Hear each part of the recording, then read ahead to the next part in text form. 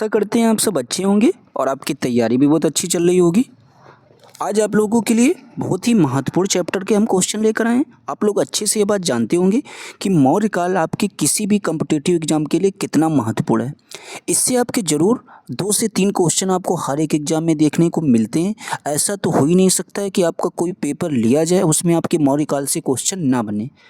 ठीक है, तो आज हम लोग इस टॉपिक से जितने भी आपके क्वेश्चन महत्वपूर्ण जो अभी तक आपके पूछे गए हैं और जो आपके पेपर में पूछे जा सकते हैं वो सारे हम बहुत ही फास्ट डिस्कस करेंगे, ताकि आपको कम समय में ज़्यादा क्वेश्चन भी आप सॉल्व कर पाएँ और आपको चीज़ें भी अच्छे से क्लियर हो जाएं। तो चलिए देखते हैं हम लोग। पहला क्वेश्चन आपका क्या कहता है। आपसे पहले क्वेश्चन पूछा गया कि चाणक्य का अन्य नाम क्या था। तो याद रखना, जो आपके चाणक्य का अन्य नाम था वो आपके विष्णुगुप्त था। ठीक है, आगे देखते हैं। फिर कह रहे हैं निम्नांकित में से किसकी तुलना मैकियावेली के प्रिंस से की जाती है। तो याद रखना, आपके कौटिल्य के अर्थशास्त्र की जो तुलना है आपकी वो मैकियावेली के प्रिंस से की जाती है। आगे देखते हैं। फिर आपसे कह रहा है वह शासक कौन था जिसने राज सिंहासन पर बैठने के लिए अपने बड़े भाई सुसीम की हत्या की थी। तो याद रखना वो शासक आपका अशोक था। आगे देखते हैं। फिर आपसे पूछ रहा है कि निम्नलिखित में से सम्राट अशोक की वह पत्नी कौन थी जिसने जो है उसको प्रभावित किया था। तो याद रखना वो आपकी पत्नी कौन थी। तो क्वेश्चन नंबर ये आपका कौन सा है, फर्स्ट, सेकंड, थर्ड, फोर्थ। तो वो आपकी पत्नी उसकी हो जाएगी कारुवाकी। ठीक है, आगे देखते हैं। 5 नंबर क्वेश्चन आपसे क्या कहता है। अशोक ने अपने सभी अभिलेखों में एकरूपता से किस प्राकृत का प्रयोग किया था। तो याद रखना अर्धमागधी। ठीक है, किसका प्रयोग किया था, अर्धमागधी का। ठीक है, अपने जो भी अभिलेख थे उसमें एकरूपता से किस प्राकृत का प्रयोग किया था, ये भी क्वेश्चन आपके लिए महत्वपूर्ण है। 6 नंबर क्वेश्चन देखते हैं आपसे क्या पूछता है। कह रहा है कि बिंदुसार ने विद्रोहियों को कुचलने के लिए अशोक को कहाँ भेजा था। तो याद रखना आपके तक्षशिला भेजा था अपने विद्रोहियों को कुचलने के लिए। अशोक को अगर पूछा जाए बिंदुसार ने कहाँ भेजा था, तो याद रखना ये आपके तक्षशिला में भेजा था। तो ये सारे क्वेश्चन आपके पूछे गए हैं, हर एक क्वेश्चन आपके लिए बहुत ही महत्वपूर्ण होने वाला है। तो प्लीज़ आप लोग वीडियो को लास्ट तक जरूर देखना। फिर आपसे कह रहा है कि निम्नलिखित में से वह व्यक्ति कौन है जिसका नाम देवान पियादसी भी था। ये आपकी चाहे जिस भी एग्जाम बीपीएससी 4 जो आपका 0 एग्जाम होने वाला, यहाँ से भी उसमें एक ना एक क्वेश्चन जरूर देखने को मिलेगा। तो देवान पियादसी भी था कौन। तो याद रखना आपका 7 का राइट जवाब हो जाएगा अशोक। ये आप समझ सकते हैं, 2 बार आपके पेपर में क्वेश्चन पूछा गया है। फिर कह रहे हैं निम्नलिखित में से प्राचीनतम राजवंश कौन सा है। तो याद रखना सबसे प्राचीनतम राजवंश मौर्य आपका हो जाएगा इन सारे वंशों में। फिर कह रहा है कौटिल्य या चाणक्य ये आपके किसके प्रधानमंत्री थे। तो याद रखना ये आपके कौटिल्य और चाणक्य चंद्रगुप्त मौर्य के प्रधानमंत्री थे। आगे देखते हैं। जो आपके कलिंग विजय के उपरांत अशोक महान ने निम्नलिखित में से किस धर्म को अंगीकार कर लिया था। ठीक है, जिस घटना से उसका जो हृदय परिवर्तन हो गया था, तो याद रखना कौन से धर्म को अंगीकार कर लिया था। तो 10 क्वेश्चन भी आपके लिए महत्वपूर्ण है, बौद्ध धर्म को। ठीक है, फिर कह रहा है चंद्रगुप्त के शासन विस्तार में किसने मुख्य रूप से मदद की थी। तो ये बात आप लोग अच्छे से जानते होंगे, चंद्रगुप्त को चंद्रगुप्त बनाने वाला आपके कौन थे, तो वो आपके चाणक्य जी थे। ठीक है, आगे देखते हैं। उन्होंने उसकी प्रतिभा को पहचाना था। आगे कह रहा है कि सांची किस कला व मूर्तिकाल का निरूपण करता है। तो ये आपके जो है बौद्ध काल का करता है निरूपण। आगे देखते हैं 13 नंबर क्वेश्चन आपसे क्या कहता है। कह रहा है कि प्राचीन भारत का वह प्रसिद्ध शासक जिसने अपने जीवन के अंतिम दिनों में जैन धर्म को अपनाया था। तो याद रखना वो प्रसिद्ध शासक आपका कौन था, चंद्रगुप्त मौर्य था। फिर आगे आपसे पूछ रहा है मौर्य साम्राज्य की स्थापना किसने की थी। तो आपके मौर्य साम्राज्य की स्थापना आपके चंद्रगुप्त मौर्य ने की थी। फिर आपसे पूछ रहा है कि मौर्य साम्राज्य में प्रचलित जो आपकी उस टाइम मुद्रा थी उसका नाम क्या था। तो याद रखना प्रचलित मुद्रा का नाम आपका था पढ़। आगे देखते हैं। 16 नंबर क्वेश्चन आपसे कहता है निम्नांकित में से कौन मौर्य वंश का शासक नहीं है इन चारों में से। तो याद रखना मौर्य वंश का जो आपका शासक अशोक नहीं था, बाकी ये तीनों आपके हो जाएंगे मौर्य वंश के शासक। ये भी क्वेश्चन महत्वपूर्ण है। फिर कह रहे हैं निम्नलिखित में से अशोक का उत्तराधिकारी कौन था। तो याद रखना अशोक का उत्तराधिकारी आपका कुणाल। आगे देखते हैं। कह रहा है कि मुद्रा राक्षस का लेखक, बहुत ही मोस्ट इंपॉर्टेंट क्वेश्चन है, कई बार पेपर में आपके पूछा गया है। तो मुद्रा राक्षस के जो आपके लेखक हो जाएंगे वो आपके विशाख दत्त जी हो जाएंगे। आगे देखते हैं। फिर कह रहा है कि विशाख दत्त के प्राचीन भारतीय नाटक मुद्रा राक्षस की विषय वस्तु क्या है? तो याद रखना इसकी विषय वस्तु आपकी हो जाएगी चंद्रगुप्त मौर्य के समय में राज दरबार की दुर्विसंधियों के बारे में। ठीक है, कि ये आपकी मुद्रा राक्षस जो आपकी पुस्तक है उसकी विषय वस्तु आपकी यही है। आगे कह रहा है मालवा, गुजरात एवं महाराष्ट्र किस शासक ने पहली बार जीते? तो याद रखना किसने जीते थे? तो आपके चंद्रगुप्त मौर्य ने जीते थे। आगे देखते हैं, किसने सहिष्णुता, उदारता और करुणा की त्रिविध आधार पर राजवंश की स्थापना की थी? तो किसने की थी? तो याद रखना आपके अशोक ने की थी। यह आपकी एनडीए पेपर में पूछा गया है। निम्नलिखित में से किस शहर में अशोक के शिलालेख नहीं है इन चारों में? तो याद रखना अशोक के शिलालेख आपके पाटलिपुत्र में नहीं है। 22 का आपका राइट जवाब सी बिल्कुल सही हो जाएगा। 23 नंबर क्वेश्चन देखते हैं आपका क्या कहता है। आगे देखते हैं 23 नंबर क्वेश्चन आपके क्या कहता है कि अर्थशास्त्र का लेखक समकालीन कौन था? तो याद रखना अर्थशास्त्र के जो आपके लेखक समकालीन कौन हो जाएगा? तो याद रखना ये आपके चंद्रगुप्त हो जाएंगे। फिर कह रहे हैं नंद वंश के पश्चात मगध पर किस राजवंश ने शासन किया था? तो याद रखना आपके मौर्य वंश ने शासन किया था। फिर कह रहा है मौर्य काल में शिक्षा का सर्वाधिक प्रसिद्ध केंद्र कौन था? तो याद रखना सर्वाधिक प्रसिद्ध केंद्र आपका तक्षशिला था। मोस्ट इंपॉर्टेंट क्वेश्चन है ये। आगे देखते हैं 26 नंबर क्वेश्चन आपसे क्या कहता है। कहता है कि मेगास्थनीज की पुस्तक का क्या नाम था? तो याद रखना इसके पुस्तक का नाम था इंडिका। इतनी बार पेपर में क्वेश्चन पूछा गया जिसकी कोई सीमा नहीं है। ठीक है, तो आप समझ सकते हैं, देख सकते हैं यहाँ पर कितनी बार पूछा गया, जबकि ये आपकी बुक बहुत ही पुरानी है, इसके बाद भी आपके पेपर में कई बार पूछा गया। फिर कह रहा है जिसके ग्रंथ में चंद्रगुप्त मौर्य का विशिष्ट रूप से वर्णन हुआ हो वह क्या है? तो याद रखना वो आपका कौन सा है? तो आपकी पुस्तक कौन सी हो जाएगी? विशाख दत्त। क्वेश्चन था जिसके ग्रंथ में चंद्रगुप्त मौर्य का विशिष्ट रूप से वर्णन हुआ वह है विशाख दत्त। ठीक है, आगे कह रहा है वह स्रोत जिसमें पाटलिपुत्र के प्रशासन का वर्णन उपलब्ध है। तो याद रखना किसमें पाटलिपुत्र के प्रशासन का वर्णन उपलब्ध हो जाएगा? तो आपका ये हो जाएगा इसका राइट जवाब इंडिका में। ठीक है, आगे देखते हैं अशोक की शिलालेखों में प्रयुक्त भाषा आपकी कौन सी थी? तो याद रखना अशोक के शिलालेखों में आपके प्राकृत भाषा का प्रयोग किया गया था। ये भी क्वेश्चन आपके लिए महत्वपूर्ण है। आगे देखते हैं 30 नंबर क्वेश्चन आपसे कह रहा है निम्नलिखित 30 नंबर क्वेश्चन क्या कह रहा है? किस मौर्य राजा ने दक्कन की विजय प्राप्त की थी?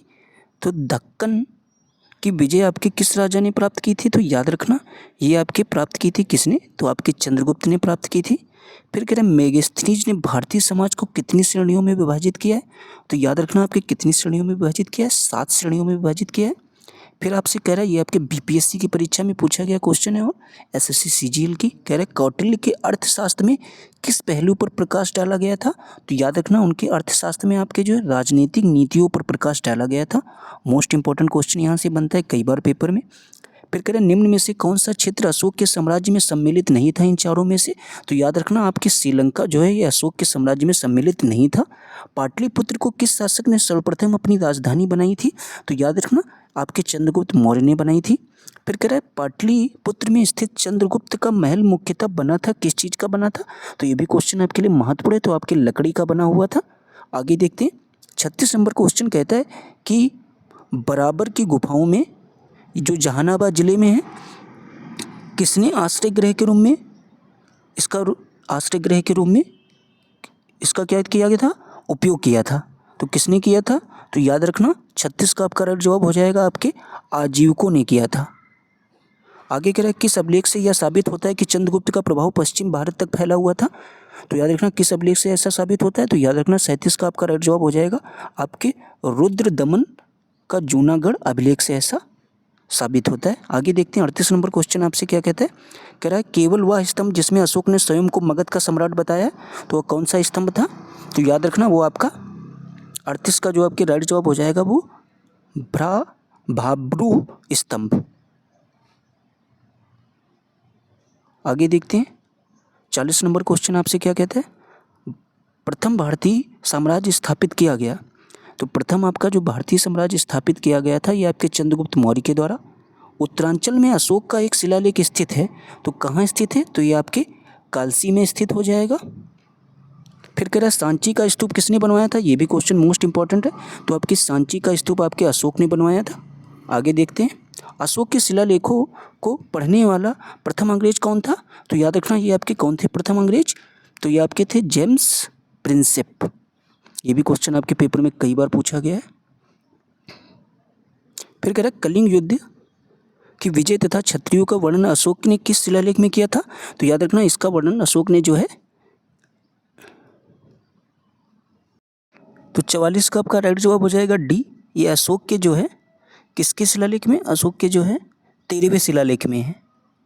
ठीक है, मोस्ट इंपॉर्टेंट क्वेश्चन ये भी आपका हो जाएगा। प्रसिद्ध यूनानी राजदूत मेगास्थनीज भारत में किसके दरबार में आए थे, तो याद रखना ये आपके चंद्रगुप्त मौर्य के दरबार में आए थे। ठीक है, आगे देखते हैं क्वेश्चन नंबर 46 आपका क्या कहता है, इसको भी हम लोग समझते हैं। 46 नंबर क्वेश्चन आपसे पूछ रहा है कि चंद्रगुप्त मौर्य ने सेल्यूकस को कब पराजित किया, तो सेल्यूकस को जो है चंद्रगुप्त मौर्य ने कब पराजित किया था, तो याद रखना आपको इनको कब पराजित किया था, तो 46 का आपका राइट जवाब हो जाएगा बी 305 ईसा पूर्व में।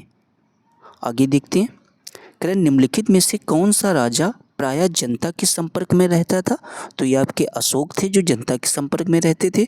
अशोक ने 261 ईसा पूर्व में कलिंग को जीतने के बाद क्या किया था, तो याद रखना क्या किया था, भारी रक्तपात देखकर युद्ध की नीति को सदा के लिए त्याग दिया था। ऐसा किसने किया था, तो ऐसा आपके अशोक ने किया था। अशोक के अधिकांश अभिलेख किस भाषा व लिपि में, तो याद रखना ये भी क्वेश्चन महत्वपूर्ण है। तो अधिकांश जो इनके अभिलेख हैं तो 49 का आपका राइट जवाब हो जाएगा प्राकृत व ब्राह्मी लिपि में। आगे देखते हैं 50 नंबर क्वेश्चन कहता है कि किस ग्रंथ में चंद्रगुप्त मौर्य के लिए वृषल का मतलब निम्न कुल शब्द का प्रयोग किया गया था, तो याद रखना किस अभिलेख में ऐसा किया गया था, तो इसका जो राइट जवाब आपका हो जाएगा किस शब्द का प्रयोग, कह रहा है चंद्रगुप्त मौर्य के लिए वृषल यानी निम्न कुल शब्द का प्रयोग किया गया था, किस में किया गया था, तो 50 का आपका राइट जवाब हो जाएगा मुद्रा राक्षस में।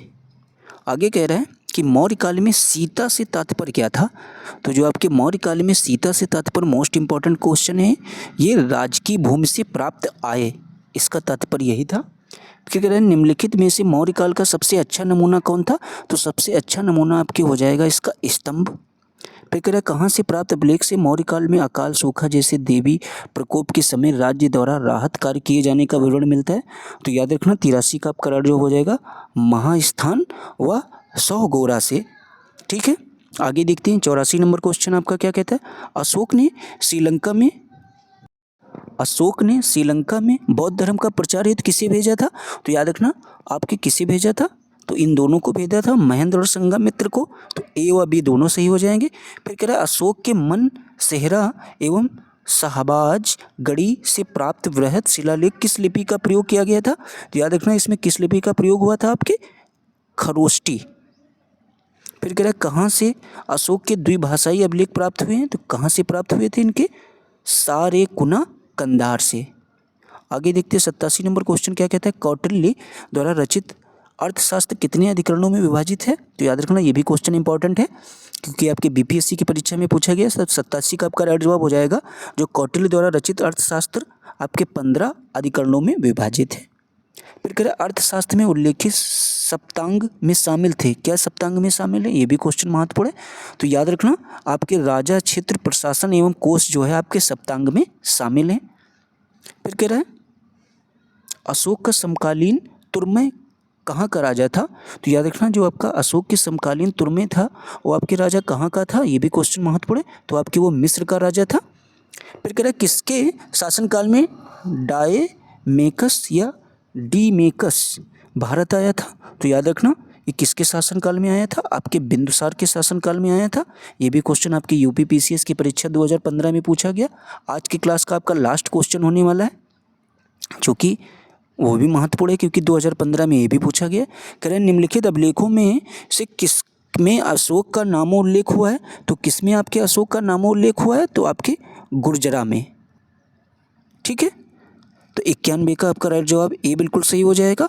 उम्मीद करते हैं आपको हमारी क्लास पसंद आई होगी, क्योंकि अभी तक आपके मौर्य काल से जितने भी क्वेश्चन पूछे गए थे वो हमने सारे आपको इस क्लास में प्रोवाइड करा दिए या आपको सारे सॉल्व करा दिए।